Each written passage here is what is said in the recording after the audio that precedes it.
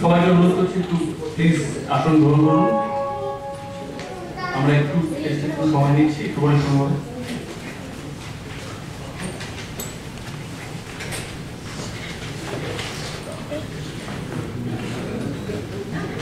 ঠিক আছে স্যার, শুরু।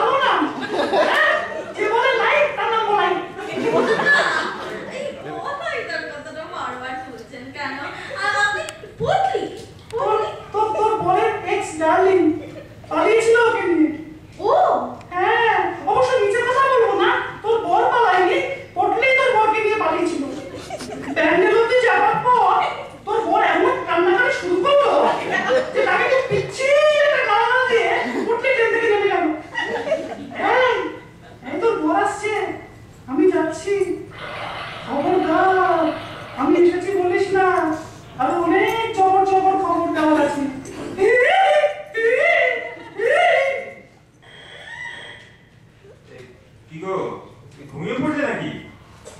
তাহলে আমি আসছি নিচের থেকে। এই শোনো, হুম? ওই পরিতোষ বাবুকে না এক্ষুনি বাড়ি ছাড়ার কথা কিছু বলতে হবে না। আমার আর ভয় হচ্ছে না। ব্যাপার বলতো, এই তুমি ভয়ে কাঁপছিলে, এখন আবার বলছো যে তুমি...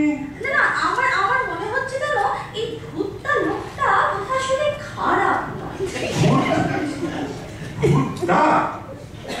আধ ঘন্টা আগে তোমার সঙ্গে তো এই মুহূর্তে কোনো মিলই খুঁজে পাচ্ছি না। না গো, না, মানে শোনো না, এই আমি এখন সম্পূর্ণ সুস্থ। তুমি তো অফিসে যাচ্ছ, আমি একটু বনানীদের বাড়ি যাই, ফেরার পথে আমাকে নিয়ে এসো, কেমন? আর ওই ছুটির অ্যাপ্লিকেশনটা, ওটা এত সব তাড়াতাড়ি জমা দিতে হবে না। তোমার চাটা নিয়ে আসছি। জানো, ভূতটাকে না আমার কিরকম ওয়েলউইশারই মনে হচ্ছে। আশ্চর্য।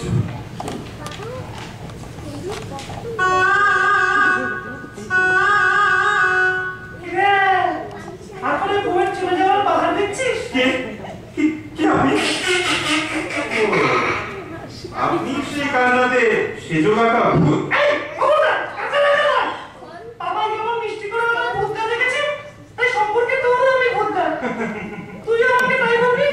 বেশ বেশ বেশ, তাই না হয় হবে।